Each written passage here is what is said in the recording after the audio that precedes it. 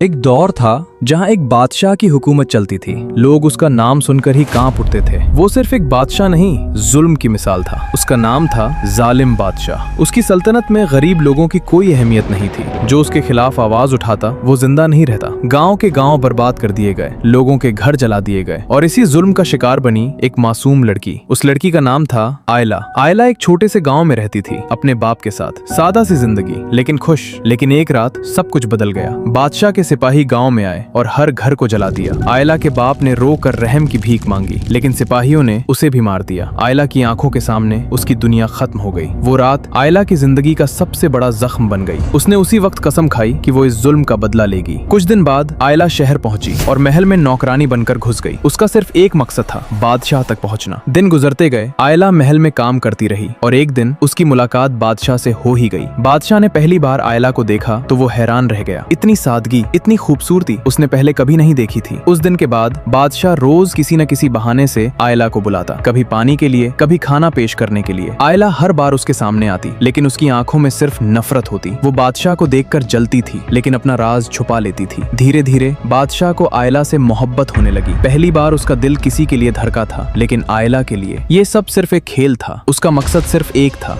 बदला। एक रात बादशाह ने आयला को बुलाया और कहा, मैं तुमसे मोहब्बत करता हूँ। ये सुनकर आयला के दिल में तूफान उठ गया, लेकिन उसने अपने जज्बात छुपा लिए और सिर्फ इतना कहा, मैं आपकी बंदी हूँ। बादशाह ने उसे अपनी बेगम बनाने का फैसला कर लिया। पूरे महल में खुशी का माहौल था, लेकिन आयला के दिल में सिर्फ अंधेरा था। शादी के बाद भी आयला ने कभी बादशाह को अपनाया नहीं। वो खामोश रहती, उससे दूर रहती। बादशाह समझ नहीं पा रहा था कि जिस लड़की से वो इतना प्यार करता है, वो उससे इतनी नफरत क्यों करती है। और फिर एक दिन सच सामने आ ही गया। आयला ने बादशाह के सामने सब कुछ बता दिया। तुमने मेरा घर जलाया, मेरे बाप को मारा, मेरी जिंदगी बर्बाद की। बादशाह के पैरों तले जमीन निकल गई। उसे पहली बार अपने जुल्म का एहसास हुआ। उसने आयला से माफी मांगी, लेकिन अब बहुत देर हो चुकी थी। आयला ने कहा, मैं तुमसे मोहब्बत कभी नहीं कर सकती। बादशाह टूट गया। वो जिसे दुनिया का सबसे ताकतवर इंसान समझती थी, आज सबसे कमजोर हो चुका था। आखिरी रात आयला पूरी रात जागती रही। उसकी आंखों से आंसू रुकने का नाम नहीं ले रहे थे। वो कभी अपने बाप को याद करती, कभी अपनी बर्बाद हुई जिंदगी को, और कभी उस मोहब्बत को जो वो चाह कर भी कबूल नहीं कर सकती थी। उसका दिल इतना टूट चुका था कि वो अंदर ही अंदर खत्म हो रही थी। वो जीना चाहती थी, लेकिन उसके पास जीने की कोई वजह नहीं बची थी। रात के आखिरी पहर उसने आसमान की तरफ देखा और आहिस्ता से कहा, या अल्लाह, अब मुझसे और नहीं होता। सुबह जब महल के दरवाजे खुले तो आयला जिंदा नहीं थी। वो अंदर से पहले ही मर चुकी थी और आखिरकार उसका शरीर भी हार गया। बादशाह चीखता रह गया, लेकिन अब कुछ नहीं बदल सकता था। उसने अपनी जिंदगी का सबसे बड़ा सबक सीखा, जुल्म से कभी मोहब्बत नहीं मिलती। और उस दिन के बाद वो बादशाह कभी पहले जैसा नहीं रहा।